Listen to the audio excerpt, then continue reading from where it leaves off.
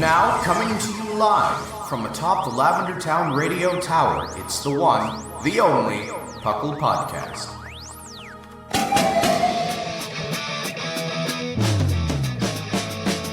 It's PUCL! PUCL! It's PUCL! PUCL! Pokemon Underground Champions League, oh yeah! PUCL! PUCL. And welcome to the 514th episode of the PUCL Podcast. I am your host, Trainer Thatch, here today with my early morning co-host. We've got none other than the Fluffiest Whimsicott. Actually, that's a lie for you. It's like the afternoon for you. It is a lie. It is the afternoon. Hi, everyone. But it is very true of Mark today. Oh, hi. Yeah, I woke up at 5 o'clock. I mean, I'm down for this, so it's fine. I like early morning recordings that we can sip our tea. We can chat about the Pokemans. It's a good time. I mean, I'm a morning person myself, so it works out. Mark, we could be such good friends. I'm really, really not. So this time zone thing really helps. It works out for you. Yep. You can pretend to be a morning person. I mean, I would never lie. But welcome to the PUCL Podcast. PUCL, of course, standing for the Pokemon Underground Champions League, a nonsensical name we came up with in 2007, where we talk everything Pokemon from the trading card game to the video game to everything in between. It's been an interesting week. I've had a lot of work to do, I've been forced to socialize a lot at work this week. Terrible. So I apologize if my voice is a little raspy today because you have to talk a lot when you socialize. Very weird. Yeah, what's about that? Right? Talking? Huh? And it's a lot. And people want to talk to me sometimes, so I have to talk back. It's a lot. That's so weird. Mm-hmm. So weird, man. I don't know about all that. I did get to play some Pokemon Unite, though. I'm getting way back into it. I kind of went on a lull for it, but I'm back into it. On mobile, or? Not on mobile. I don't know that I could play it on mobile. Yeah, okay. I'm not Gen Z, Mark. I don't know that I can do this. I don't know. I thought about playing it again and doing it on mobile because I'm not always near my Switch, so... I thought about it so I could do it at work. And I've thought about it. I've had the thought, and it's on my phone. That's dangerous. I downloaded it because you get the free Pikachu, right? If you preload it. Oh, right. Yeah. Which I did. So I got the free Pikachu, which means I have most of the characters right now, with the exception of I don't know, the ones that I'm definitely never going to play, like Wigglytuff and Mr. Mime. But I mean, I did pick up Mamoswine recently. I want to pick up Sylveon. Of course. Sylveon's been really good. This is all I can talk about before I remember that Tencent owns the game, but that's fine. And I feel like some moral ambiguity. Hence the reason for my prolonged silence whenever you guys talk about Unite. I have nothing good to say about it. Yeah, I've not played it much, so it's not really been on my radar. It's fun. I mean, it's fun if you can push aside the ethical issues of the company that runs it, right? Yeah. Which fun. I can't. So yeah, which is completely understandable. I just like to not think about it sometimes. I won't go to Chick-fil-A, but I'll play Pokemon Unite. I don't know which one's better. Yeah, it's not wrong to say that a completely ethical life is impossible under capitalism. Hi, the good place. Mm-hmm. But, some things I just know. Yeah. Always. Yeah, I completely understand. And so I thought, I won't even try to get into it, but sometimes I accidentally do buy non-ethical chocolate or stuff like that because I don't remember all of the companies that you're supposed to avoid every time I go on a trip to the supermarket. That good place reference, though, really hits it home on that. Yeah. That really happens. That's very true, though. It's very true. I don't know. It's just it's like exhaustion from just dealing with so many ethical issues. Yeah, but the thing is, it's also true. And this is probably too deep for a Pokemon podcast. But no, just go. Do it. It's also true that while it's very fair to be careful about that stuff, there's a lot of, big companies trying to make you, the small man, feel guilty about, buying something with a plastic packaging when like 99.9% of pollution just comes from big companies and stuff like that. So yeah, be mindful, but also be mindful that you're not the problem. They are the problem. Yeah, I mean, you can still do both. We have just satisfied our legal obligation to be in educational programming on our Saturday morning cartoon. Great. It is Saturday morning, so this works out. It is Saturday morning. I've been meaning, like, what I really want to do, and I think this would be a lot of fun, since we typically record the show on Saturday mornings, right? Around like 10 in the morning Eastern. What I really been wanting to do, because I get up around like 6, 7 o'clock on Saturdays. That's Thatch sleeping in, by the way. It's really bad. I feel that. And I go for a run. I didn't go for a run this morning because I drilled a hole in my ceiling. Completely different story. Oh, gosh. And so we recorded earlier today, but it would be really fun to like go for a run and then just like get on Discord around 8 o'clock and just like watch some Pokemon with everybody. I've been trying to do that and like calling it like PUCL Saturday mornings. That would be fun. I'd enjoy that. Because Saturday morning cartoons don't exist anymore. It's super depressing. Streaming killed Saturday morning cartoons.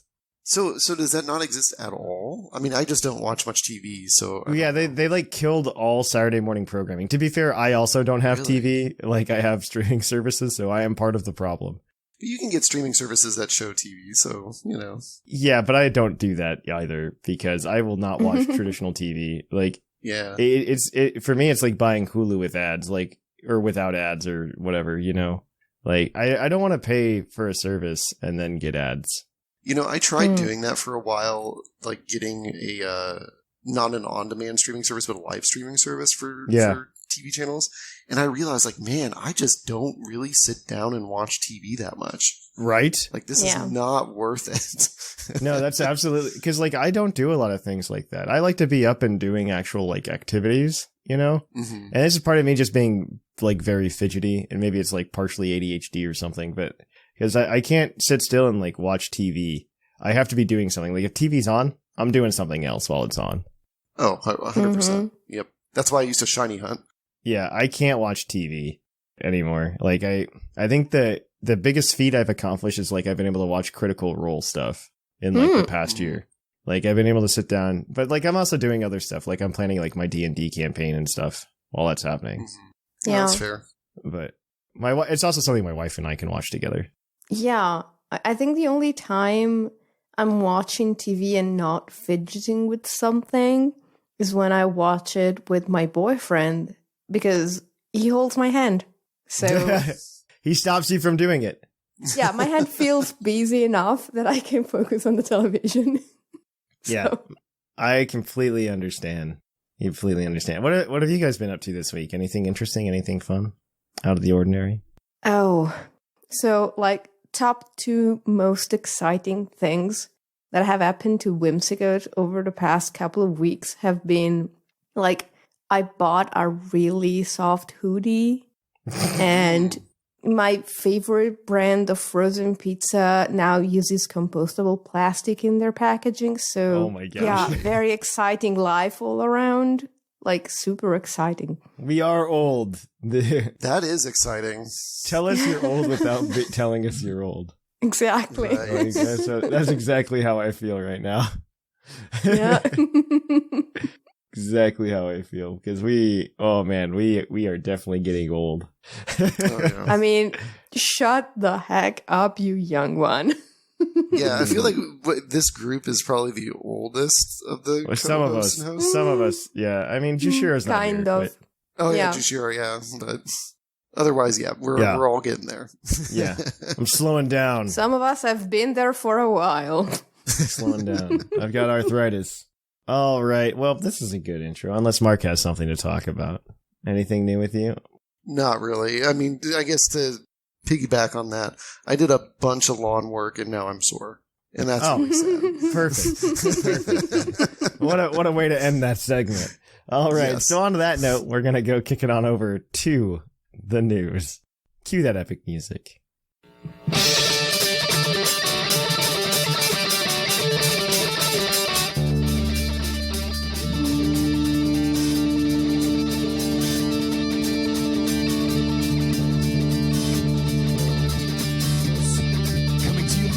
Lavender Town Radio Tower. This just in. And welcome to the news. In the news, we've got a few things to talk about. I mean, there's a lot of interesting stuff going on, actually. Sylveon has been released for Pokemon Unite, and it has already had to be nerfed. No, like the first day it came out, it was really bad. Because like if you ran into a Sylveon, yeah, it could just like it could take out like 3 Mons. It was absolutely insane. Because like it's got this like really weird like area attack, and like it heals at the same time, and it was nasty. So how'd they nerf it? I do not know. I'm happy to hear that it has been nerfed. Because my immediate thought after playing against one was like, wow, this needs to be nerfed. Good. Hopefully it's nerfed. What I really want to see happen is I want them to add more evolutions to the game, because you still start as an Eevee. And I would love to do a team of 5 people playing evolution, so you just start as 5 different Eevees. And you're all running around. That'd be funny. I'd like that. It would definitely confuse your opponents for like the first 3 minutes of the game, because they wouldn't know who's down on the bot lane or the top lane. So it would be kind of fun. So speaking of Unite, TPCI has confirmed that there have been over 25 million downloads of Pokemon Unite now. That's depressingly high. That is extremely high. Yeah. Yeah. I mean, I guess I'm not surprised for a game like this. Part of it's also like, I don't know how much of it is just people doubling up. Like before mobile came up, Pokemon Unite was already on like 9 million downloads before the mobile drop, which was just Switch users, like 9 million Switch users, which is like 10% of Switch owners downloaded Pokemon Unite. So then you're just like, oh, well, you get free Pikachu if you sign up for the mobile preload. So like all of those 9 million, how many of them were just like, oh, I want a free Pikachu? Yeah. Yeah, that's fair. And then, that's I just accounted for possibly 18 million downloads right there, but only 9 million people really playing.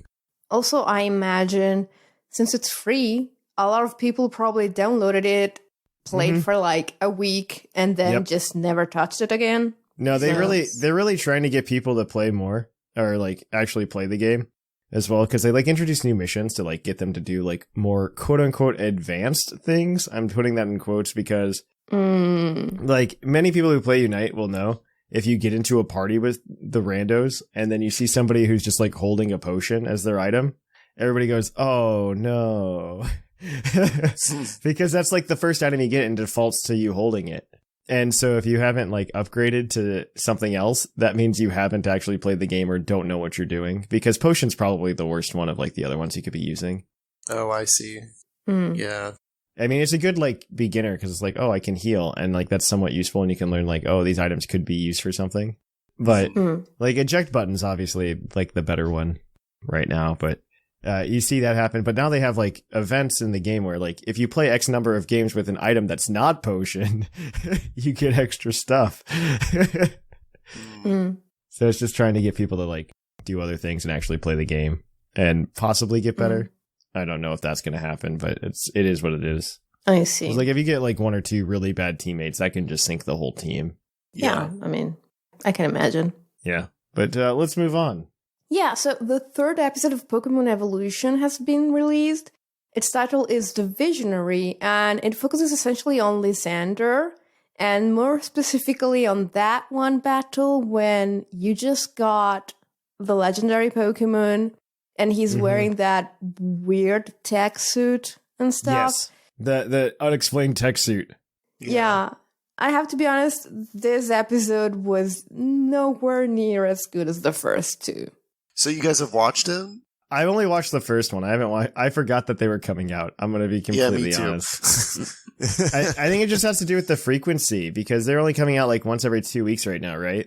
Yes. Yeah, I think that's my problem, because like I remember when Generations was coming out, I was waiting for it every day, every week, because they had like 18 episodes for 18 weeks. Right. So I was waiting for it every single week, and now if it's 2 weeks, I'm like, I don't remember that they're coming out.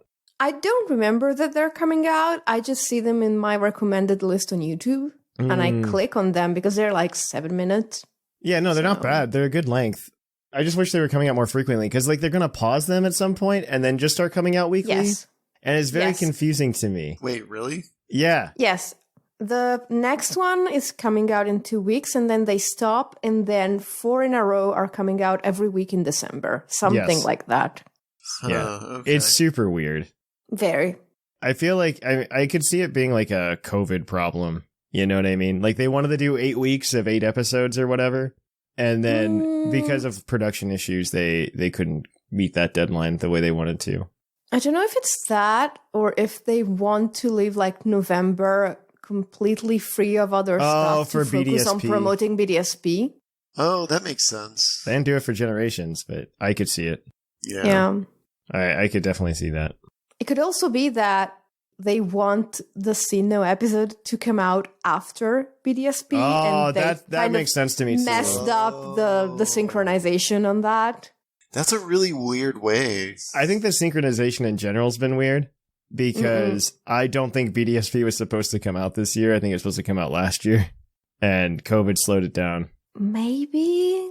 I don't know. At this point, it's hard to say. It is hard to say, but like, I wouldn't be surprised if BDSP was supposed to have come out last year, and they were going to launch Legends Arceus in November of this year instead of like back to back. Yeah, instead of at the beginning of the year. Could be, but at the same time, I don't know. I don't know either. Because we did have the DLC. Like as excited as I am about Legends Arceus, and there's like a lot of negative feedback on it right now. Because I think they just dropped, I think there was like a Taku article where they just dropped that it's not going to be open world, it's going to be more Monster Hunter style, which we all assumed, at least here. Yeah, that was pretty obvious. Once again, the public makes an assumption and then is disappointed. Surprising. Yeah, and so everybody was just like, wow, what lazy. And I'm just like, I don't know. It's like, it's just a different game. And so releasing it in January is a very odd time. Like January is like when nothing releases, and for good reason, because Christmas just happened. So like everybody kind of blew their money already. Right. It's not, everybody's trying to make money at the end of the year. Yeah. Get into the black, and then beginning of January, we're going to release this big game. Okay. Yeah. I just feel like it's set up to fail, which is kind of sad. It is sad. I don't know. I think there's a lot of positive press about it, though. Oh, I mean, it's a Pokemon game. I think it's going to do well. It's going to probably be okay.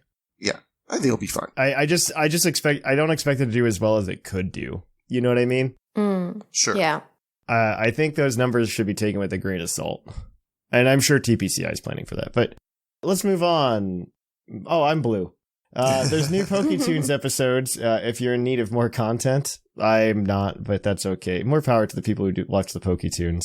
I think the latest one actually came out in English. So, and then also because you like bad movies, Secrets of the Jungle is now available to watch internationally on Netflix. Yay! The Dada, Zarude, and the Shiny Celebi codes are starting to roll out. I got mine already. Yep, I got mine too. To players that registered to the newsletter. I hate the newsletter. I missed it because I hate that distribution method. Yeah, the email that I had registered to the newsletter got deactivated. Yeah. Oh, also, if you want a shiny Celebi and a Dada Zarude, sign up for the PUCL newsletter. We have a newsletter? No. No. I thought about it because, like, I don't know, like you look at like all the podcasting, like how to podcast stuff, and they're just like, oh, you should have a newsletter so you can grab people and build a business. I'm like, man, that's a lot of work. Yeah, and you know what? Most people don't like getting random emails. Right? I'll be like, hey, insert name here. We got cool new PUCL things. Yeah. Yeah, I'm not going to spam you guys. No. I don't like that. Yeah, please don't. It's not worth the time. I'll spam you, Mark, but nobody else. Okay. All right, moving on. I think this is you, Mark. Yes, it is. Amazon has confirmed that if you pre-order the double pack for BDSP, you will receive a download code that provides you with 2 fast, 2 level, 2 heavy, 2 moon, 2 love, 2 friend, and 2 lure balls, which is pretty cool. Yeah. Very. Especially since they weren't in Diamond and Pearl the first time, so. Right? I think it's neat, like, all the different, like, ways you can pre-order BDSP. There's so many different, like, little gifts that the different companies are offering. So, like, I've been a big fan of just downloading games on the Switch lately. Yeah, 100%. Which makes me really sad because, like, you miss out on, like, a lot of these pre-order bonuses. And, like, the number one for me is, like, Legends Arceus.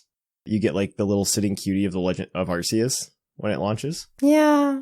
Oh yeah. If you do it on Pokemon Center, and I'm like, I kind of want to do it for that, but then I'm gonna have to wait to get it probably for a day or two. Mm-hmm. Yeah, and then it's on cart, and And then it's on cart, and then I don't get to carry it around with me. It's a problem. That's one of the things I don't like about the Switch is that all of the game data is local. Yeah. Yes. A lot of it is, yeah. Yeah, it's like I literally can't transfer my game to a different Switch if I wanted. Like if our Switch dies, it's done. It's literally the reason I don't own a Switch Lite. Yeah. They do have some cloud saves. Pokemon, no. But yeah, and Pokemon is not. Pokemon, no. Which is kind of a bummer. Which sucks. Yeah. Which is kind of a bummer. Because I think they didn't do it because that would be an easy way to clone a full save or something like that. But come on, I already have a modded Switch and I can already do that. So right. I can already do that. So let's all slow our roll there. I don't know. It is what it is. Moving on. Apparently Best Buy is doing something, Whimsicott. This affects literally everybody but you in this chat right now. So yeah, exactly. I mean, maybe we'll get something in Europe. I don't know yet. So there's this new distribution if you go to Best Buy, you can get a serial code to get a Dynamax Crystal. One of them will get you a max rate battle against Gigantamax Pikachu, and the other will get you a max rate battle against Gigantamax Eevee. They have the moves Celebrate and Wish and their hidden abilities respectively of Lightning Rod or Anticipation. And this event will run from October 10th through October 24th. Why? I guess. Okay. Because maybe you only bought one of Let's Go Pikachu and Eevee? Even if you did that, I think they've already run events to catch them in the wild area. But maybe you missed them. I don't know. But they're just you want to go to Best Buy? Yeah, you want to go to a store and do this. I wouldn't. Yeah. I've never wanted to go to I used to like going to Best Buy, but now I go there and I'm like, man, this is all overpriced electronics. Yeah. And then it's just I can just go to Amazon, which is also horrible to think, but yeah. If Best Buy wasn't as overpriced as Best Buy is, it'd be easier. I think that's one of the blessings of the pandemic is I feel like I have no obligation to go to physical stores anymore. I don't know if I like that as a blessing because I really like going to smaller stores. Okay, well that's different. That's different. Well, small. I'm putting smaller in quotes because you've got Micro Center, right, which is a quote unquote chain, right? They've got 30 some stores around the U.S. or something, and I would much rather go to them than Best Buy, right? And they're a brick and mortar store. I mean, yes, that kind of business, yes, but otherwise, no. I don't have to go to Best Buy. That's fine. Understandable. All right, moving on to video game battling news. Series 11 of Ranked Online has been announced, which will utilize the same Pokemon legality as Series 10, meaning you can take one legendary, or one restricted legendary, but Dynamax returns, so we'll see the players drop off. Okay. Oh. Man, you don't even know how... I've been waiting for that news one to see what would happen, because I think Whimsicott was on the show when I talked about it, but there have been 3 times where play of competitive on the BSS ladder and the VGC ladder have ticked up. 1, when Isle of Armor came out. 2, when Crowned Hunter came out. And 3, when they turned off Dynamax. Yep. I'm not even kidding. I'm not even kidding. I believe it. And it's just oh, cool. So you're just going to ruin it again. That's all right. Yeah. That's all right. Move on, Mark. You got this next one.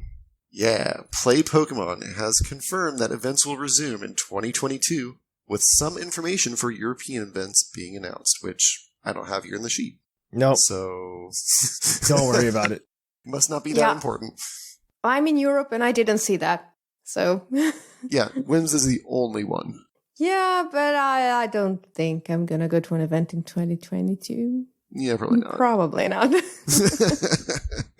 I think it's really bold of them to plan it right now. I'm going to be completely honest. Yeah, it's a little early to be saying hey, we're going to be doing this next year.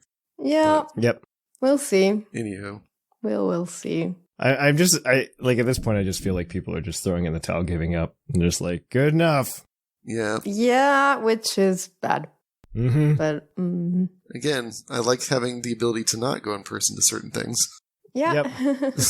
I hope they do some hybrid where you can still play online and still qualify for Worlds online. Yeah, that'd be nice. That would be nice. Mm-hmm. Especially since, like, different countries have extremely different situations at this point. So, And who knows what that's going to be next year. Also, it just lowers the bar to entry.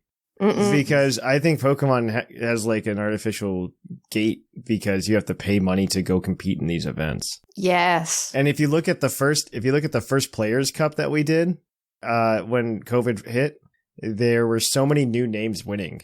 Yes. Like I think the top 8 was all people who had never been seen before. Yeah. Yeah, which was cool. Yeah, I want more of that. So I hope they keep that up. Let's keep doing it. Yeah. Lower the playing field. Yeah. Pokemon Go, though. Pokemon Go. So these Play Pokemon events are returning. So TPCI has announced that a Pokemon Go Championship Series will run along the other typical events, I'm sorry. which are the video game, the TCG, and Pokken, which is like, Okay. wow. Pokken. We're still Wow. trying to make this happen, Pokken, huh? yeah. Mean Girls meme right there. Stop trying to make Pokken happen. It's not Not going gonna I keep happen. forgetting it exists until I see this stuff in the news. Right? They haven't done anything with it since like 2017. Yeah. It's insane. It's still around somehow. It's weird. Truly, truly We weird. live in some weird times. Also, Pokemon Go Championship. I don't know. No, it's fine. Don't Yeah. worry about it. I'm not going to think about it too much because people are like really freaking out about this. And I'm just Really? like, yeah, I don't know why. I'm just like, this isn't that exciting, guys. Like, you're going to go sit No. up in front of a stage and like tap on the phone. Right? Exactly. What are you doing? Could you also imagine if like the reception was really bad and Niantic servers glitched out during like the finals or whatever? Oh, wow. Which Oh, has wow. a higher probability to happen than you would think. I mean, Right. we all remember what happened at the first Pokemon Go Fest. Uh-huh. I'm very Yep. excited. I'm very excited to see if it messes up. Yeah. It's like, honestly, at least with, I don't know, the others have some level of skill involved. Yeah. Right. I probably don't understand enough about it to see where the skill is in Pokemon Go battling. So, It's like I've done it a little bit, and it seems to me, and maybe I'm totally wrong in this, like the people who are better at it are a little more strategic about like when they use their charged attacks. But Yes. okay. And their even shields and then, everything. It's not, it's like not that great of a strategy. And like, I mean, I don't if know. you're telling me it has at least some strategy There's and it's some. not like the person whose Some. finger hearts the least wins, then I'm okay with it. There's a little more Yeah. strategy to it. I when I play online and stuff, it's just there's definitely server lag. Yeah, that makes Mm. sense. And that's probably my biggest fear. Yeah. I see. They're going to drag in the Niantic servers into the venue though, probably, so it's fine. Just right there on site. Yeah, on site. They're going to Yeah. Generators and everything. Yeah, finish it off, Whimsicott. Yeah, they're gonna let like seniors and masters register. There's gonna be regional and international events. It requires a linked Pokemon Trainer Club account, and it's slated to begin in 2022. None of this is of interest to me, but it might be of interest to some of you, so here you go. Yes. Something else that is happening in Pokemon Go is that we had an announcement with a very distinctive silhouette that seems to imply that Galarian's Slowking is going to be released in an upcoming Halloween event. So there's that. Yes. Awesome. So, that's the news. The only thing I'll say is watch out for some Puckle stuff. We're probably going to give away Shiny Celebi / Dada Zarude to the community. Because I'm sure people missed the Trainers Club's newsletter and it sucks. So you'll get your chance to grab one of those this week. I'm going to put the image out for all of the content we have planned for this week, and it will have all the details there for it. So definitely check that out. So on that note, though, we're going to kick things on over to Puckle's Poke Quiz, where we are going to quiz your co-hosts on their insane Pokemon knowledge.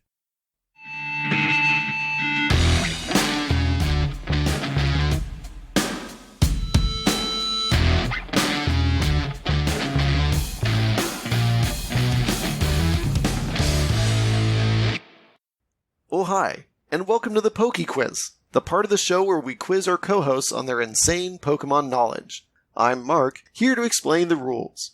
Our fabulous co-hosts will work as a team to answer 5 Pokemon-themed trivia questions that fans have submitted on the Discord server. Each question is worth 1 point, with Pokedex and multiple answer questions worth more, for a total of 7 points. The host can use a free hint at any time. If they get all the answers correct and do not use the hint, they can cash it in for an 8th point. And welcome to PUCL's Poke Quiz. Thank you for that introduction. We are going to go ahead and jump right into these questions. Our first one this week, guys, is going to come to you from Orange Panda. What Pokemon has the most letters in its English name? I think I've asked this before. Oh. Ooh. Okay. I've definitely asked this before. So something that exists after Gen 6, I imagine. Man, okay. I'm trying to think. Most It's letters. weird because like there's the same character limit for everyone, but evidently only one of them makes full use of it. Interesting. So I'm trying to think what has what's a really what's the long limit? name? I think it's 12 now. 12? It used to be 10. So something with 12 letters. Yeah. English is such a weird language, too, that I can't even say, oh, it's probably the one that has the most syllables in its name, because it's probably not. No. You and your weird habit of spelling things with way too many letters. That's okay. This is a really strange question. Right. I've never considered this before. I've totally asked this question Same. before. I've totally You asked this have, question but before. it's been a while and I don't remember the answer. Right. Would, like, special characters like, I don't know, a hyphen count? I will tell you there is no special characters in this Pokemon's name. Okay, fair. Okay. So it's not Ho-Oh.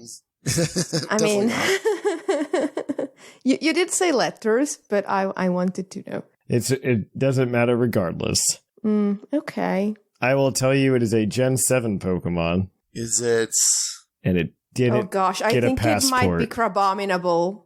Oh, yeah, okay. What did you say, Thatch? It didn't get a passport. Yeah. Yeah, I think it's Yeah, Crabominable. That makes sense. Is it 12 letters? Is that your final answer? Yeah, Yes. it's 12 letters, so I think Crabominable is correct with 12 letters.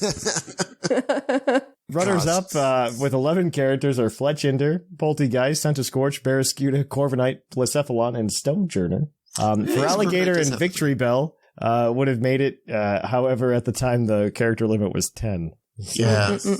Yeah, for Alligator gets kind of squished. They're just like, yeah, that'll work. It's fine. So I like that they did like for Alligator. They're just like, yeah, don't worry about making that fill it out. Don't fill it out. That's just like its name. Vespiquen.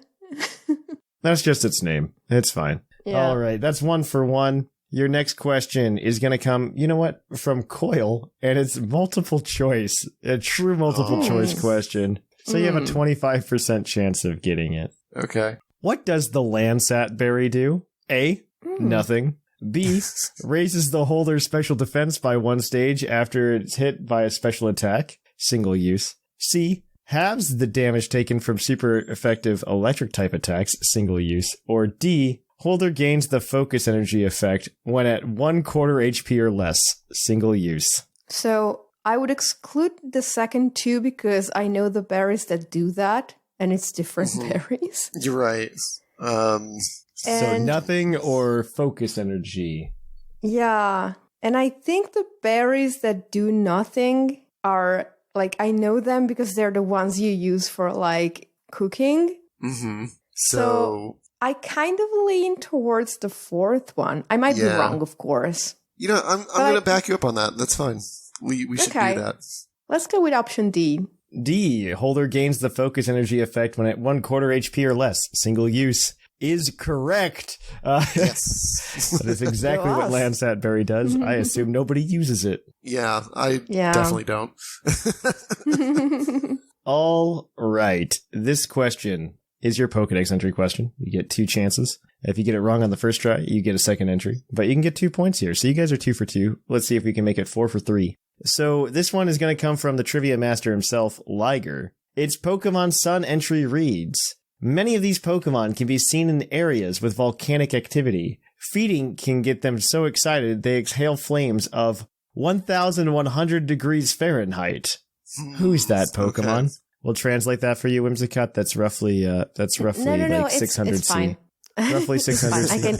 I know that's the detail. Myself. I know that's the detail that you care about. Can you repeat the question, though? Because I didn't hear it properly. Yeah, sure. It's Pokemon Sun entry reads, many of these Pokemon can be seen in areas with volcanic activity. Feeding can get them so excited they exhale flames of 1,100 degrees Fahrenheit. Who's that Pokemon? Like how many fire types hang around volcanoes? Like Pikachu. It could be Pikachu. Yeah, Pikachu, clearly. But like Magcargo? they do spit flames and they get excited. Yeah. Which, for some reason, and it might just be because this is Pokemon Sun and there's a volcano in Pokemon Sun and they live in the volcano in Pokemon Sun and they're introduced in Pokemon Sun, it makes me think of Salandit. I don't know why. I mean, I guess we have multiple choices here, multiple chances. So yes, we can. I'm okay with it because I have no idea what this could be. That's the only thing that came to mind.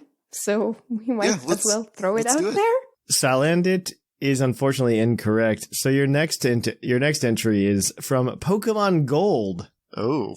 Each and every time it inhales and exhales, hot embers dribble out of its mouth and nostrils. Who's that Pokemon? In Gold. I want to say Magmar. Magmar? Okay. Because, so yeah, the Slugma and Magcargo line are a possibility, but they usually talk like about their skin hardening. Yeah. See, that's kind of what I was leaning towards was like Slugma, but... And it does say the embers dribble. Mm-hmm. And they kind of dribble out of its mouth, right? Yeah. I kind of like the Slugma line because of that.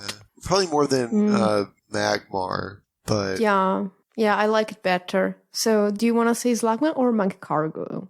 Oof. I kind of see Slugma getting excited more so than Magcargo.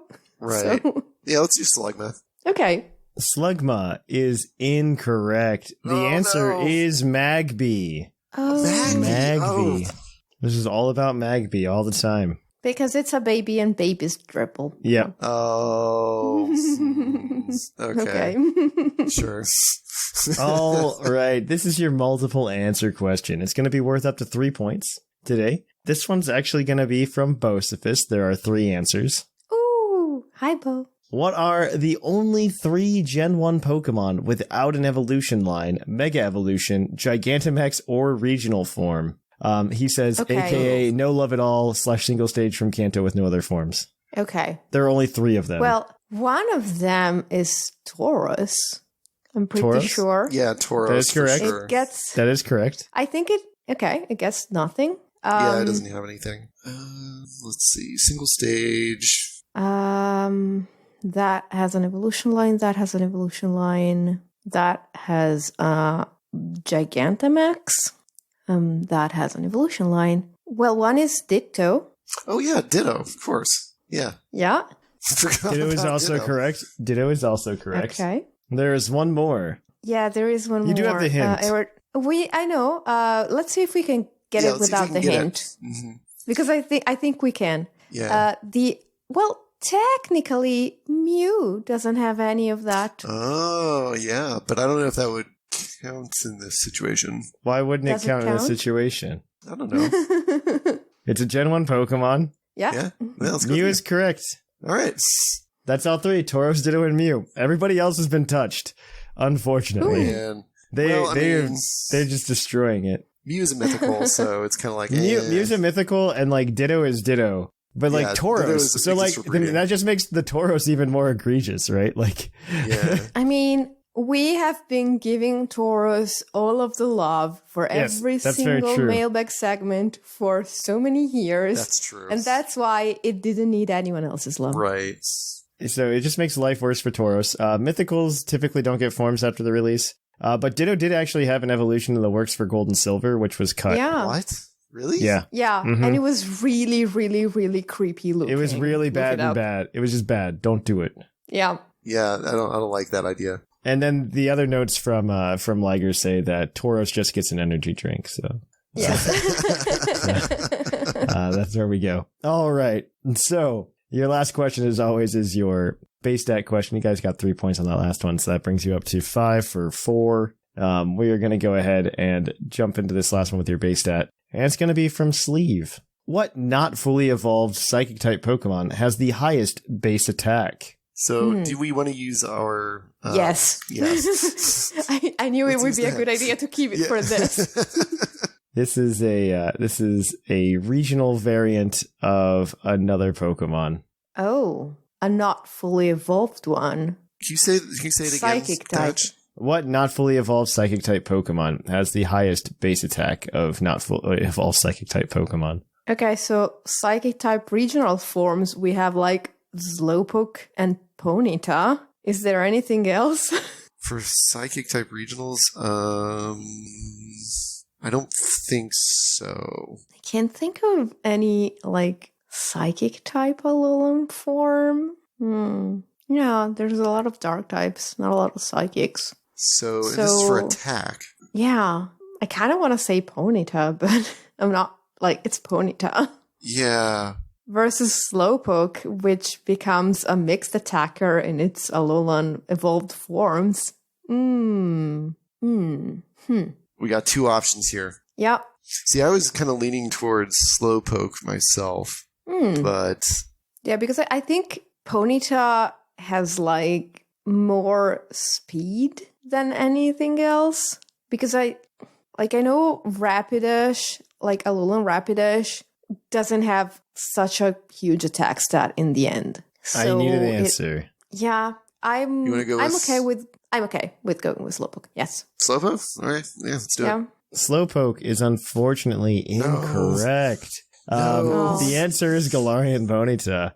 You also forgot another psychic type Galarian in there, by the way, Mr. Mime. Oh, right. Well, that abomination. Yeah, but that is how I would describe it as well. I want to forget about it. Yeah.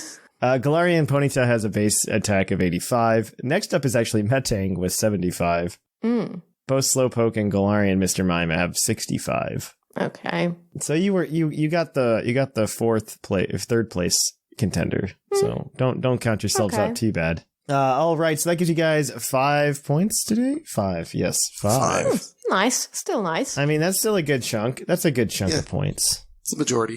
That's a handful. You know, that's a handful of points that you guys got, and that does change up the leaderboard if it lets me do the thing I want to do. So we're gonna go ahead. We're gonna rank you guys up.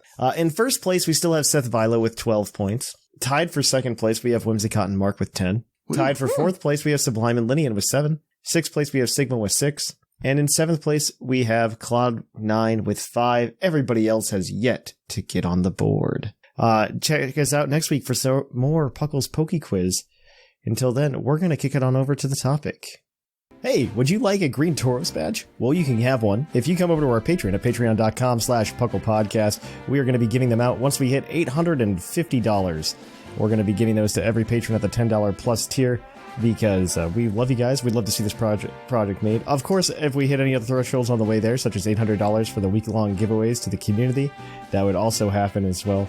So if you'd be interested in getting a green Tauros badge, feel free. Come on over. If you can't support the show, don't worry about it. You just listening is enough for us. So until then, though, guys, I'm Thatch, and I'll catch you guys on the flip-flop. And welcome to the topic. Our topic today is going to be starter Pokemon, because they're weird, I guess. I don't know. It's just fun to talk about things. Yeah. I mean, the thing when we think about starter Pokemon nowadays isn't even like, oh, which one's my favorite? Isn't Legends doing something really cool? Like mixing them together. Like I think I said this when Legends was announced, but this is something that I've been wanting from Pokemon for so long, is just an adventure with existing Pokemon. Yeah, they don't have to make brand new Pokemon every single time. I'd love to see their numbers, like sales numbers. Like, do they need to sell the Zacian plushes to make good money?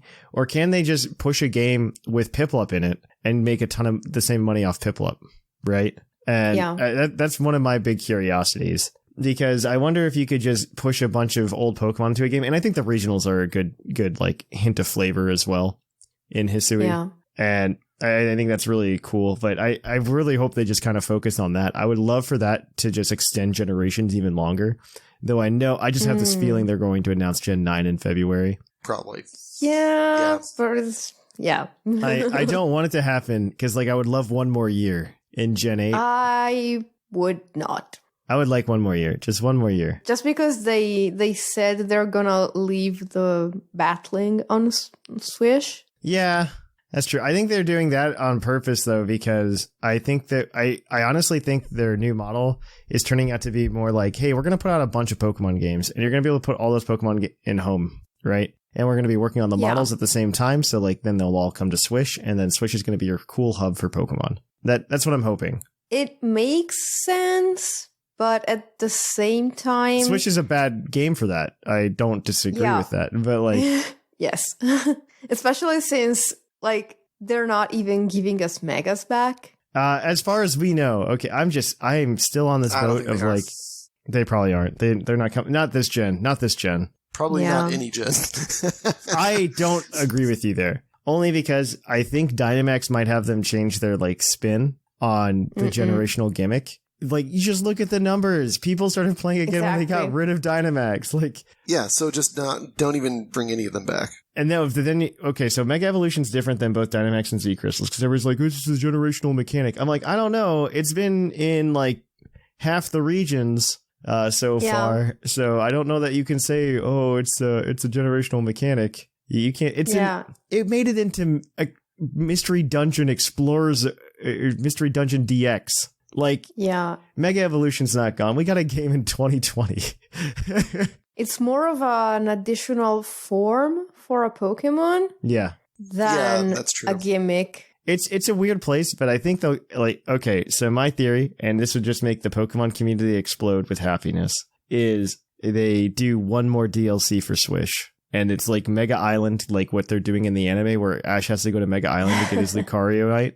And you get like one more DLC. It's got the remaining Pokemon that aren't in the overlap between BDSP Legends and what's the other one? Those are the only two. Arceus? Yeah, they called it Legends already. So those are the only games. They have the remaining Pokemon that aren't there. They give you you can find all of the Mega Stones there, and you get to have a blast. Honestly, it would be so good that now I'm sure they're not going to do it. Yes, absolutely. Yeah, not. no. Well, if you just look at the hype that there was surrounding like the reveal that Megas were coming to Pokemon Go before people realized it was the Pokemon Go announcement. Yeah, I know. Yeah. Like, I feel like that would go over so well. You could charge me a full $30 for that DLC too, and I would buy it. I mean, everyone would, but again, this is the Pokemon Company we're talking about. This is Game Freak. You know how little work this is? Like, if I'm capitalist, like, this is very little work for very high reward. So I starters. agree. Oh, yeah, starters is what we're talking about. Blastoise can Mega Evolve and punch people in the face. All right, moving back to starters. And I still think what Legends is doing is really cool, bringing them all together. Because if you just, like, focus on the Pokemon you already have, I think it's really cool. I agree. Yeah. I'm still against the regional evolutions thing, though. I don't think that's happening either. There's no way. I don't think that's happening. They're not gonna go touch like the sacred ones. Right. Yeah. And additionally, not like just like 3 random ones, right? Well, random, quote unquote. I mean, Charizard, but... Well, yeah, but they're not gonna... They haven't touched Charizard either. Like, there's no regional Charizard. Unless you count Rage and Draco. No, but... Draco. I don't think they'll do it. Because if you already look at the 3 Pokemon that and their final evolutions, like, they're just very feudal Japan. Right. Why would they have regional evolutions anyways? They're not even from that region. Exactly. I agree. I think, though, what Arceus does... Well, Arceus, however you want to say it. Yes. I know we're supposed to say Arceus, but I still like it. Yeah. I don't care. What it does, which is interesting, is it actually shows you the starter Pokemon of Sinnoh in the wild, which of course makes sense because, like, pretty much every Pokemon comes from the wild. But since the time frame is not that huge, it means that between Arceus and Diamond and Pearl, the Sinnoh starters went extinct in the wild. Yeah. I don't know. Extinct isn't the word I would use. I would use rare, only because of the way they introduce starter Pokemon in general to the Pokemon franchise. They're like, these are 3 very rare Pokemon that I have for my journey. Yeah, which is what I've always said. Is that why they're mostly male then? Like, that's something that's always confused me, why there's the gender disparity. I think it's the other way around, actually. Like, I think they are rare because you get more males than females born. Right. I mean, so is that like a natural, like, bottleneck on their population because they have so many males? I guess.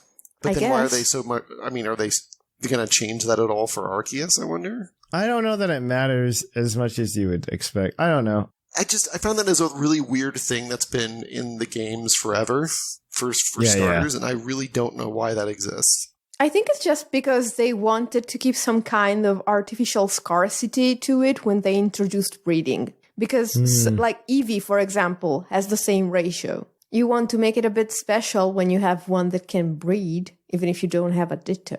That's fair, but that is a good point. Like, Ditto kind of negates all of that. Maybe it was a justification for those Pokemon being so rare. Like, oh, look at this. I mean, logistically, I think the reason they did it was to make it harder for you to do egg moves initially.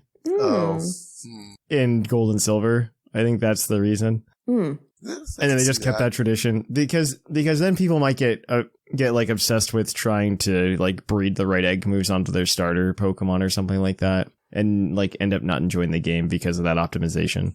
That seems silly, but yeah, I don't know. I don't know. I've met a lot of people. Yeah, but I don't know if that's the reasoning, but I assume they did something like that.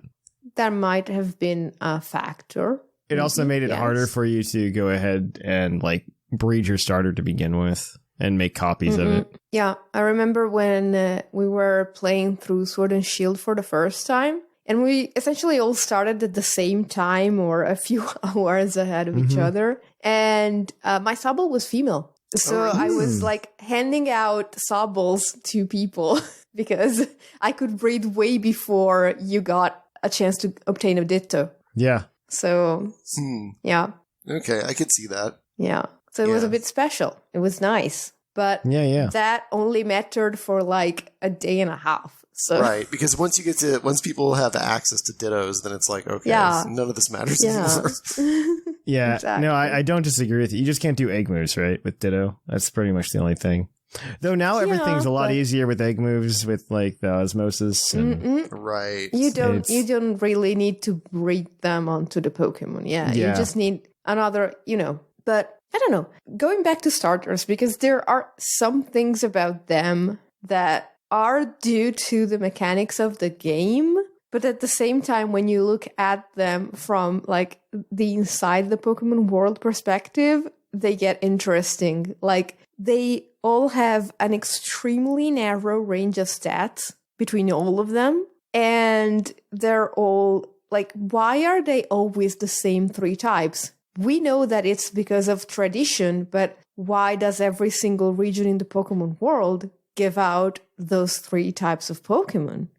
I remember back when Gen 2 first came out, or like we heard about Gen 2, I remember thinking like, man, I really hope they do something different with the types. I hope like for the starters for Gen 2. Like I remember as a kid, I was like, man, I really hope they don't do just fire, water, grass again. And I remember being a little disappointed. I mean, it was fine, but like, I mean, I have been disappointed they didn't really break that at all, ever, in all the generations they've had. Like, we could do other type combos, another rock, paper, scissors combo, and it would be, I think, more interesting. I don't know why we have to stick with those 3. I understand that there's not really, except maybe one. I think maybe rock, fighting, flying is the only other trio of types that has the exact same kind of type interaction that fire, water, and grass does. That's not true. I think you could pull this off with fairy, steel, and fighting right now.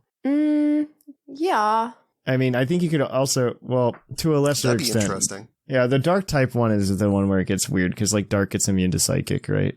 Exactly. That's the reason you can't do it with dark and psychic. You can't really do dark in that sense, but yeah, you're right. Fairy, steel. No, wait, because fighting doesn't resist steel. Oh, because you want them to resist as well. You want them to resist as well. There's definitely another one that would work. There definitely has to be another triangle like grass, fire, and water. It will definitely exist. I don't think there is another one that is exactly like that, because then like rock flying and fighting, I think, has the triangle of weaknesses, but those types don't resist themselves. Oh, So that's it's not true. That's exactly true. the same. It's But the interesting. relationship to each other works for that triangle. They're not the same kind of type because they don't resist themselves. I mean, we could just throw out the idea of having a triangle to begin with. I think the only thing that would have been cooler for like Legends is, well, maybe not cooler, but the thing that would have been neat would be for them just to have like the starter Pokemon, but they're not actually starters. Yeah. How so? Well, like instead of being like Rowlet, Oshawott, and Cyndaquil, Cyndaquil. you do something like, oh, your starter Pokemon for this are Oddish, Poliwag, and Mareep or something. Yeah. Or not. Yeah. You can still make it Fire, Water, Grass. So you could just a different Mons. Different Pokemon. There are not a lot of 3-stage fire type evolutions that are not. That is very true. starters, Yeah. Magby. It's Magby. though. Yeah. That would be disappointing. You start with Magby. I don't know. I don't know. Like Yeah. I'm a big fan of Magby actually, just because Yeah, baby. of I don't know. Baby. I don't know. Pokemon. I like starting with baby Pokemon. One of my favorite things is Black, White, and 2, where you can catch like the Magby and the Elekid very early on. Mm-hmm. And then you can actually go through the game, and they evolve at like the proper time for that and everything too. Around a level, it's a level 30, and then you can go get the item to trade for and evolve them again. But baby Pokemon have really terrible stats, so if you don't Yeah. have a solid starter Pokemon to back That's them true, up, too. like little kids you're are gonna kinda have done. a terrible time. That's very true. I don't know that there are other fire types of 3 stages other than aren't starters. Oh, Talonflame. There we go. There's Talonflame. Talonflame. Talonflame is not a fire type when it starts out. Fletchling's not fire though. Fletchling is a normal Oh, type. that's right. It Litwick is. works. Hmm. Litwick is a fire type all the way through. There we go. Yes. If it didn't require the stone, I would say let's go. Carkle. It does. Carkle.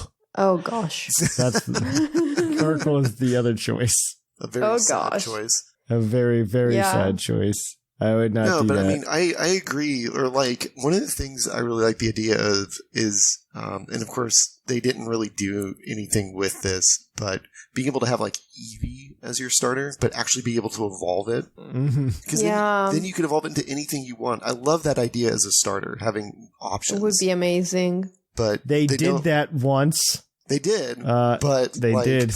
I mean, what did you get? 2 options? Yeah, you got 2 of the options. No. It was in Pokemon XD Gale of Darkness. You could do all 5 that were available at the time. Oh. Could you? Oh, really? I never knew that. Yeah, what would happen is you'd be given you would be given one of 5 items. Depending on which would, like, you go through like your intro mission, they're just like, oh, here, you can have one of these 5 items. And so you either chose fire, water, thunderstone, or they had something that was like the moon and sun shards. Yeah. And then you could hook those on to your Eevee and level them up, and then they would evolve into Espeon or Umbreon. For some reason, I thought you only got either Espeon or Umbreon. No, it was a really cool mechanic for literally the reason that Mark said it was cool. So Yeah, you do whatever you want. like literally XD and Gale of Darkness are some of, I think, the most underrated Pokemon games, mostly because they get forgotten because Pokemon hasn't deemed them main series, right? Yeah. And have kind of just like forgotten their existence, probably because it has something to do with Genius or Sonority or something. But Maybe. it's probably some legal issue or something that's preventing those from coming back in some form. Because I would love a remake of those. Like that would be crazy cool to get a remake of those. Be kind of cool, yeah. I never played them because I didn't have a GameCube. Yeah, understandable. Yeah, But they seem interesting. Yeah. So, I mean, that brings up another thing, like, in the lore. Okay, so I remember, like, in the first episode of the anime where, Ash comes in late, and they're like, oh, well, all the Pokemon are gone. I guess you get this Pikachu instead. And, like, Yeah. Okay, season 1 anime is, like, in no way any kind of canon, though. Exactly. but, like, there are a lot of people that you run into in the Pokemon world who don't have starters, like the traditional starters. Yes. So, like, is there only a certain group of people who do get those, or do they Okay, get, so- like, how does this work? So in my headcanon, it's like the equivalent of like the rich kids, you know? Like the rich kids get like the proper Pokemon trainer schooling and they go get the Pokemon license. And then the other people that you battle, they're just like, yeah, I just caught this Pokemon on the side of the street and then we decided to get good, right? It's weird though, because I would argue that of all the protagonists, the only one that really has a solid connection is the Hoenn protagonist, because their dad is a gym leader. Yeah. Whereas everyone else is like, Father, what are those? I mean, Gen 8, we had, the connection with Leon. Yeah, and in Gen 5, Take 2, your mom is a friend of the professor, but it just feels like you're in the connections, okay? That's what I'm saying. Like your character's in the know. So do people who don't live in Pallet Town, do they not have access to the professor and therefore don't have access to the real Pokemon? Maybe. Probably. Like at the same time, it's like, okay, so in the Pokemon manga, as many things do in the Pokemon manga, it made more sense. The Pokemon manga has been reported to be like the idealized version that a lot of the creators imagine the Pokemon world to be. Oh, really? Exactly. I've never read them, so I'm not familiar at all. 100% recommend. Yes. In Pokemon Adventures, what happens is that pretty much the only people who get an actual starter Pokemon, like a Bulbasaur or something like that, are the Pokédex holders, which are chosen by the professor of the region as especially talented Pokemon players who can help out with the research. And pretty much everyone who gets a starter Pokemon actually already has their own Pokemon, which is how the professor knows that they're a talented Pokemon trainer. Yeah, that makes a lot of sense. Starter Pokemon aren't the quote-unquote first partner Pokemon in the manga. The manga is just really good. I'm really into the manga. Wait, so if that's the case, then how do they get the first Mons? They just catch it, or they get it from their parents or their siblings or something like that. Oh, they get handed down. Okay. Yeah, but the thing is, in the games, this becomes weird because you are canonically very enthusiastic about Pokemon, and there are preschoolers out there who are 5 years old and already training like a Rattata and a Hoppip, say, but you waited until you were like more than twice their age to get a Pokemon. How does that check out? Right. Yeah, that's a good point. Like they're like, oh, you're the proper age now. Here's a Pokemon. I like and then these children. I like the description they more give in like the Gold and Silver manga, where Gold has grown up with Pokemon his whole life. Like his family just has a bunch of Pokemon. And he sees them all as his family and stuff like that. And so what I like to imagine is like your family has Pokemon, you've grown up with Pokemon, and then so like maybe when you went to preschool, like you brought one of your Pokemon with you, your family's Pokemon with you. Okay. And so then when you go get your first Pokemon or your starter Pokemon, that's you finally like going out to collect your own Pokemon and not use your family's Pokemon anymore. Maybe. Okay. Yeah. Maybe. Yeah, some of the games have your family with at least one Pokemon in the house. Well, like just imagine. So Professor Oak says you can't go into the tall grass right at the beginning of Red and Blue without a Pokemon. And if you think about that, that's the only way out of Pallet Town. Do you just never leave Pallet Town? Unless you are a very rich person like Lily, who goes around with repels all through Alola. Exactly. I mean, that's actually something that should have been discussed a couple of weeks ago on the things that Pokemon do besides battling. They're probably like an escort service. That came out wrong. But like when people have to go through the tall grass, they just could rent your Pokemon or rent your services as a Pokemon trainer to travel if they don't want to like catch a Pokemon taxi or a Pokemon ride, you know? I feel like that's probably why most people have a Mon, in the household, or at least one of them, is because to do any traveling, you have to almost have one with you. It's just protection. Yep. Yeah, I mean, unless like everyone just uses cars and we just don't see them because there's no real roads that we actually get to see. There's a truck in Gen 1, right? With a view underneath it, right? Yeah, a single truck. single off screen track. technically, because in order to see the track, you have to do some very janky stuff. It's not that janky. There's definitely jankier stuff to do, but it was not intended to be seen. That is for sure. Exactly. Not intended to be seen. But yeah, I don't know. Starter Pokemon are cool. I don't know. They are. The only ones that I'm not a big fan of are honestly the Gen 8 ones. I feel like more. Well, I feel Really? like okay. So I think ever since not Gen 5, like Gen 5 was like the last one that I would say like are good starters, because like I mean Greninja's cool and all, but if you look Gen 6, Gen 7, and Gen 8, they're just like, yeah, so how humanoid can we make these Pokemon? Yes, but I don't think Gen 5 has very good mons either. I don't think so either, but I appreciate them evolving into not people. Okay, that's fair. Yeah. That's like the Decidueye is pretty good, at least. Like it's just it's like an Archer thing, but like, and maybe Primarina can have an argument, but like it just feels like they're trying to make all of the starter Pokemon people or bipedal, like just like your best friend you can hang out with and fist bump, you know? Yeah. So on one hand, I agree with you that we absolutely need more starter Pokemon who just stay animal shaped. Yes, that's my biggest thing. On the other, I was thinking before the show, like if you put all of the starter Pokemon in front of me, excluding Pikachu and Eevee, and you ask me to pick a starter, I honestly might pick Sobble. Well, if we're talking first stages, that's a completely different story. I'm talking more about the final evolutions. I'm taking final evolutions into account, and I think in the end, all of the work, because I think everyone knows this, but they have said multiple times that starter Pokemon lines are among the ones that get the most work put into them by the developing team. Yeah, absolutely. And especially by the design team. And I think all the work they've been putting in has produced over the past 3 generations at least one absolute banger for every generation. No, I agree with that. And for me, they are Greninja, Decidueye, and Inteleon. Interesting, because I would have not picked those.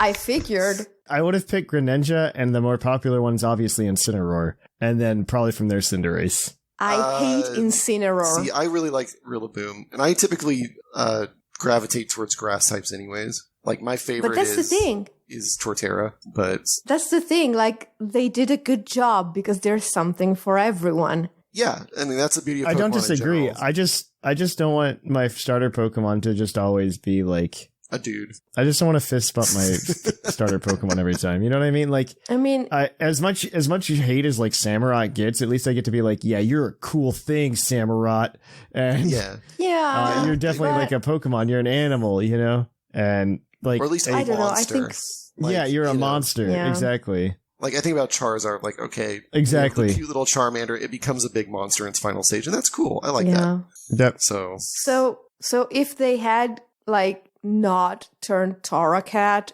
into totally not a fighting type, guys, this one's an evil one. Yeah. And they had kept it quadrupedal, giant cat. That would have been redeeming. Yes. That would have been fantastic. I was hoping for that. I was so disappointed when we got Incineroar. As I'm like, man, they could have had a cool tiger thing. And they could have, you know what? They could have still made it Fire Dark and made a really cool Fire Dark tiger thing. Yeah. Yes. I'm actually surprised that we don't have more tigers in Pokemon. Like, we have some lions, but we have like very few tiger examples. Arcanine is kind of a dog tiger. I guess. My absolute hope now is that when Gen 9 gets announced, that the starter Pokemon look like Pokemon and they don't become my best friends. That I want to walk in, like they'll still be my best friend because like that's the bond you're supposed to build with them. But like I want to like do something like with Torterra and be like, I pat you on the shell, bud, and we walk in and we do this together. Exactly. You know, I want them to be more like my best friend in the way my dog's my best friend. Yes. Yes. Big monster dogs. That's what we want. That's what I want. I don't want to be like, hey, person that is got magical powers and I keep trapped like a slave in a ball? Like Delphox? Yeah, that's super weird. You're right. You're smarter than me? I should not keep lizard Daniel Craig in my pocket. Yeah, that's all I'm thinking. That's all I'm thinking. Like, that's my thought. Yeah, no, I agree with that. That's my personal preference for designs anyways. That goes beyond just starters for me. Yes. Mm-hmm. That's my biggest gripe right now. It's just like modern Pokemon has been like, yeah, humanoids. That's what we need. I know why they're doing it, because people like those. Like, people. I know. And there's a lot of other reasons we probably can't talk about it here. Yeah, but I don't like that people like those. I mean, think about it. We were like, oh my god, this roly-poly thing is gonna turn into a train. No, it stood up. Why did it have to stand up? No, they just took Rhyperior's base frame and they're just like, yeah, good enough. Gosh. It was very disappointing. Especially after Carcoal, too. Yeah.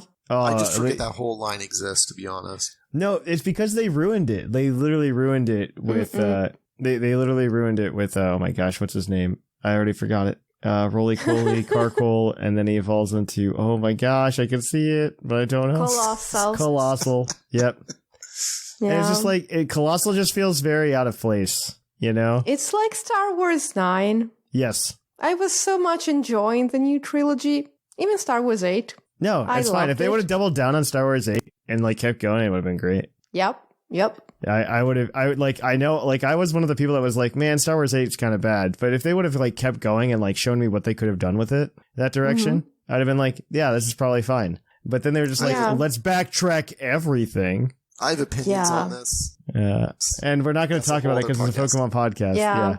Yes. Starter Pokemon are cool. We like them. They have interesting things. I think this is a good place to end, though. Yes. So we're gonna go ahead and do that. Weirder. And we are gonna kick it on over to the Pokemon of the episode. We will catch you guys on the flip flop. Poke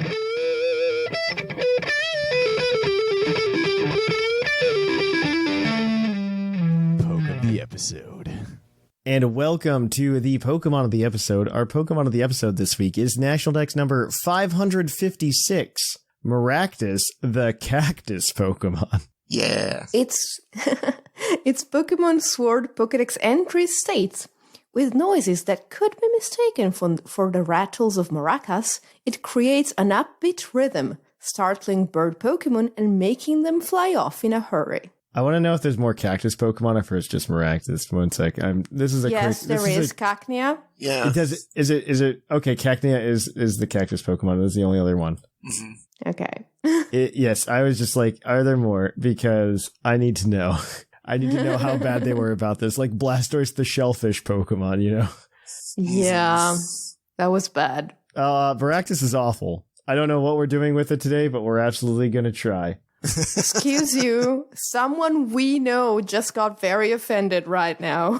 That's true. They would also agree. Yeah. I mean, I like Maractus, but yes, it's not good. All right. So we're going to go ahead and we're going to take a look at these stats. 75 HP, 86 attack, 67 defense, 106 special attack, which is actually surprisingly high for what I thought it would be. 67 special defense and 60 speed. Nothing about this is great. No. But it turns out it can actually end up OHKOing a Zacian. There is a world in which Maractus I believe this is going to be a doubles team. It can actually KO a Zacian, which is one of the number one like restricted Pokemon right now. So interesting. Do tell. I will tell you. I'm going to take two of these Pokemon. They're not going to be in the order you think they are, so I apologize in advance. So we have Maractus with a Life Orb, with Chlorophyll. 28 attack. I am sure that is for some grass knot damage to make sure you maximize grass knot damage on something. Probably grass like Groudon. Grass knot is a special move. Oh, wait, no, it is. Yeah. Oh, it's for Throat Chop. Yep. Yeah. But 228 special attack, 252 speed because you're not going fast. Mild nature, which is weird as well. But you get Spiky Shield because it's better than Protect. Grass Knot, Weather Ball, and Throat Chop. This is paired on the team with a Groudon. And so it turns out in the sun with 228 special attack and that mild nature, Weather Ball turns into a fire type move and can in fact one hit KO a Zacian. Wow. Yeah. And with Chlorophyll, you're gonna outspeed the Zacian as well. Yes. Yeah. Yes. Wow. I love this. Maractus can Aoko Zacian. It is holding a life orb, which is nutsos to begin with, as well. So it is absolutely insane. I mean, everything about this is insane, but then you can tell your friends you KO'd Azation, like you KO'd Azation with a Maractus. Yes. This is all for that special someone. It's all worth it.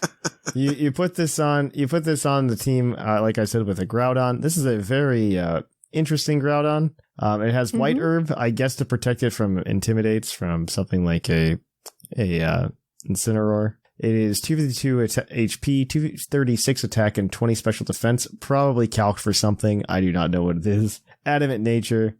Protect. Heat Crash, which is interesting in and of itself, but it's an adamant Groudon, so that makes sense, I guess.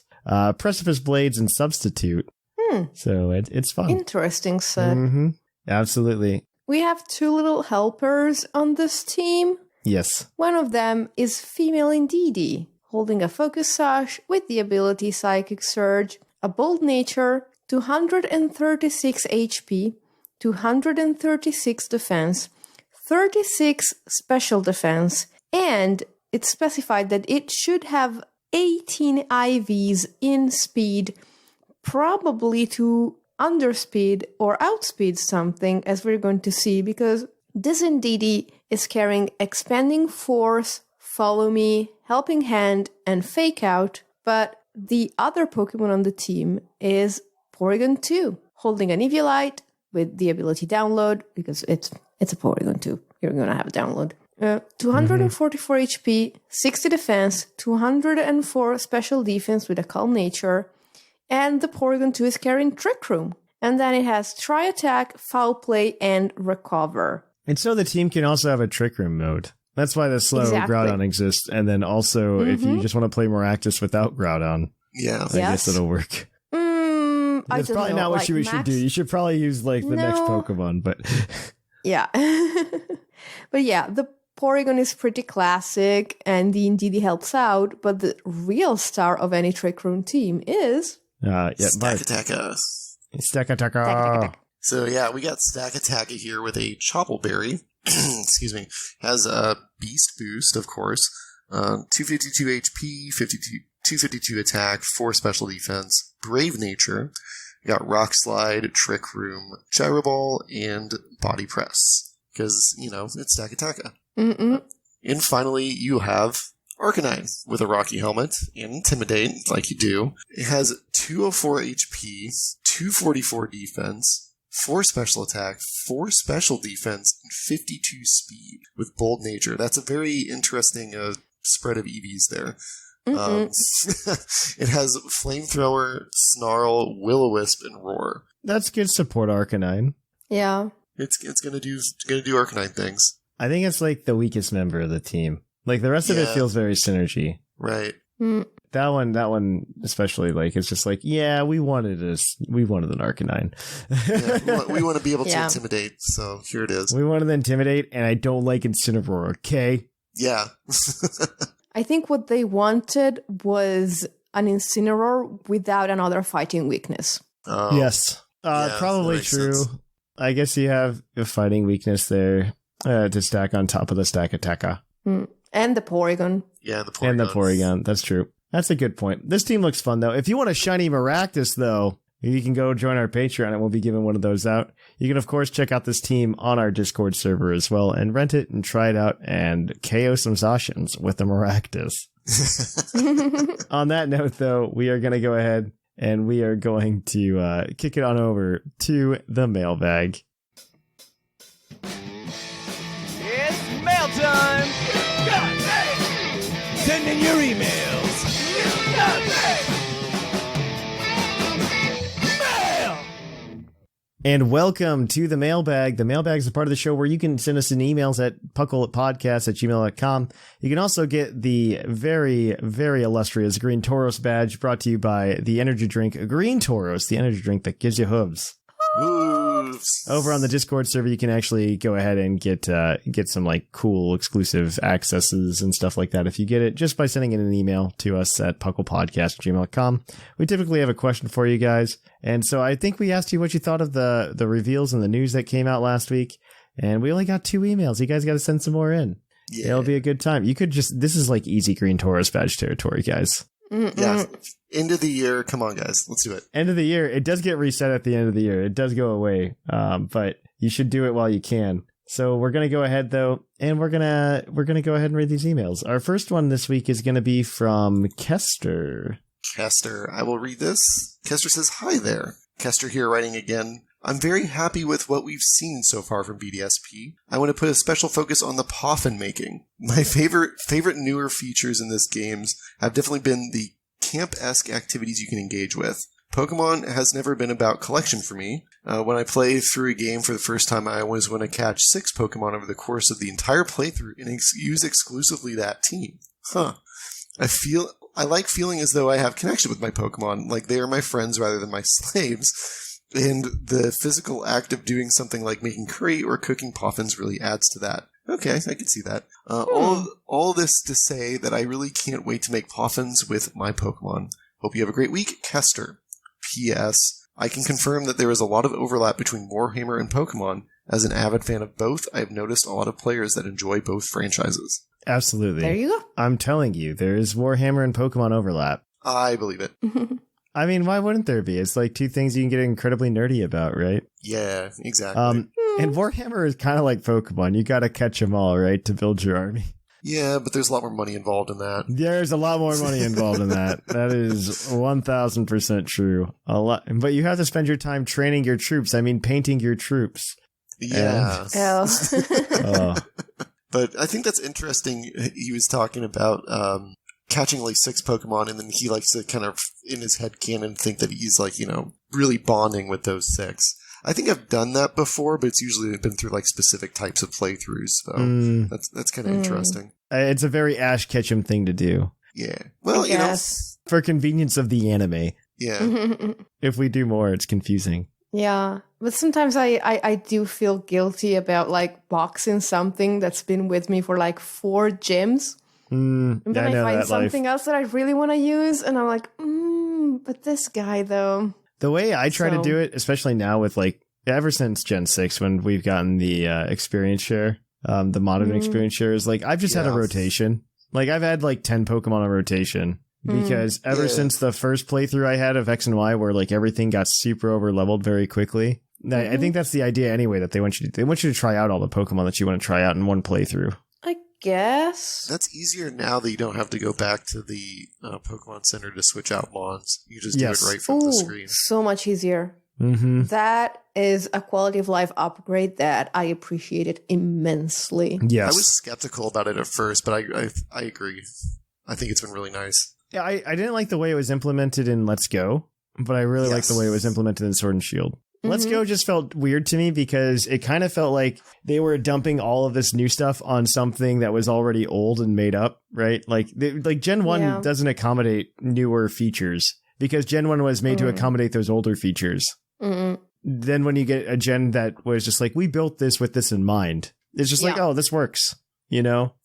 It feels very fluid. And so I'm kind of interested to see how it plays out in BDSP, right? Because we're going to get all those modern conveniences in BDSP. Yes. You're going to be able to pull up your bag. You're going to get the Pokemon boxes on the go. And I want to know how bad that feels. Like not in like a bad way, but like it's going to be one of those things where it's just like, man, I'm not used to this. Like being able to just like grab Pokemon on Route 204 or whatever. Right. And just to be able to do what I want. I'm very interested to see. Yeah.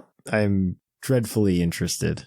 To see where it goes, but I would love to. Hopefully, it goes well. I can't see why it wouldn't. I think it's gonna be a lot of fun, regardless. I think I'm gonna have a blast with the BDSP. I hope so. I would love to have a blast with BDSP. I mean, I'm just looking forward to going through Gen 4 with because I think most of the complaints I ever hear about Gen 4 are that the GUI's just awful, and they're not wrong because it's the first time they went to DS. Yeah. So like the battle speeds are off, like the menu options are weird, everything. And so they had time to figure that out. But now we're going to get like, hey, we've got refined GUI And the HP bar will fall in a good amount of time. It won't take 3 hours. Yeah. Oh man, there's that video where it's just like max HP Blissey getting hit, getting no code. Yeah. Oh, it's like, I think it's legitimately like 30 seconds to a minute. Yeah. So, okay, when you said that the first time, I heard goo, and it made perfect sense to me in a way, because, yeah, Gen 4 does feel like your character is moving through You're walking goo. through mud sometimes. And then you're literally walking through mud sometimes. Yeah, right. Yeah, on top of that. I'm not super surprised they went with like the approach they did to for BDSP with like the chibi character, because I was thinking to myself before the remake was announced, I'm like, if they try to remake it like Swish, it's not going to work, you know? It depends so much on the grid. Yeah. Which is why Oraz worked for Oraz. Because Gen 6 still used the grid. It mostly did, yes. Outside of the roller skates, it used the grid. So you just don't put the roller skates in Oraz. I mean, it doesn't quite use the grid, because I've noticed that when I play Auras and I'm moving my character with the stick, and then I start moving it with the D-pad, it just takes a little step to align itself with the grid, and then it starts moving. But in a way that, like, it doesn't feel like you're using the grid, but if you want to use it, you can. I think like Gen 6 in a lot of ways was peak Pokemon, okay? I agree. 100%. It was done so well. I don't know. I don't want to harp on that. So, thank you for that email, though, Kester. I forget why we were talking about this, but I appreciate it. I appreciate it. So, our next and last email this week is going to be from Tia. Yep. Tia says, "Greetings, Whimsicott and Thatch. And oh, hi, Mark. It's been some time. It's been some time, and I've been bombarded with real-life stuff. Mostly work. Leave it to a Gen 4 game to introduce some much-needed evolutions to Pokemon. And also sprinkle some on, like Cleaver. I wonder which other Pokemon will receive noble evolutions. Perhaps Tauros, evolving into Minotaurus, an enraged demonic bull with axe-like horns? There you go. She fixed it. Yeah. She did make it better. Yeah. Maybe at the end of a long maze. Well, yes. Oh, I like that. That's a great reference. I love it. What if Girafarig and Dunsparce receive noble evolutions? Fighting a giant giraffe with a sentient tail would create a boss fight where it has very little blind spots, meaning that you're always on the move. Wow. These ideas are great. I really can't wait for news. And also, maybe hot take, what if the starters do not have form changes, but have bipedal/quadrupedal options? Like a standing Samurott looks more samurai-like, like, oh, Tia, you are doing so well. Oh, I'm so sad. I'm so sad. I mean, sorry, just joking. Just joking. I like that's such a good callback. I didn't even read that beforehand. It's amazing. Like, she crafted this email and it was perfect for the episode and we didn't even know that's too good. Amazing. That's really good. Wow. Finally, I would like to end on a question. What is your favorite thing to do when you one-hit KO Blissey in Diamond and Pearl? Oh my god! This person is a psychic. Oh my gosh. What a coincidence. That's wonderful. That's great. My favorite thing to do is complete a living dex and drink some tea. Oh my gosh. No, you guys don't know, but before the show, we were all like, oh, we need to get tea before the recording. Yes. Like, Tia literally, like, I don't know. She predicted the future. She predicted everything that happened in this recording session in this email. Oh my goodness. Yeah. I mean, she ends with bless everyone, Tia, and now I do believe that she has enough power to bless people. Like, what is going on? Yeah, that was nuts. Oh man. Yeah, I think okay, wait, I'm timing it right now. Okay. I'm gonna tell you how long it takes here in a second for Blissey to get oh my gosh, this person just soft boiled their Blissey before getting O code. Oh god, this is taking so long. Okay.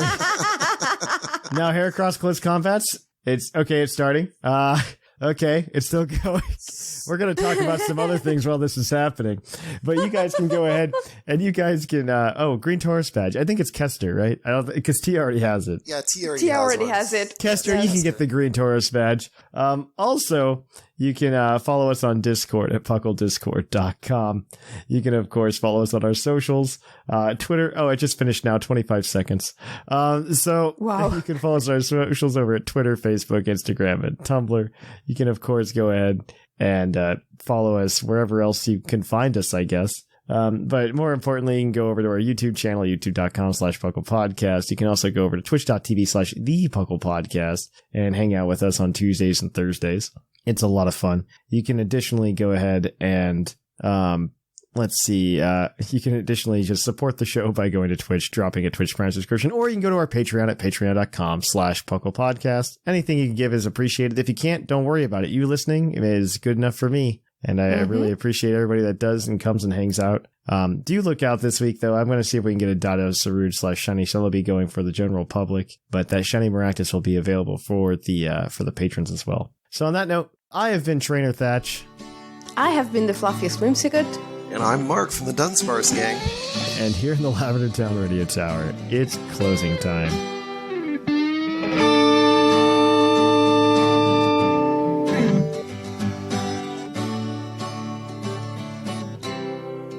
It's closing time in Lavender Town. Time to say our goodbyes. It's closing time. Farewell, my friends. I'll catch you on the flip side.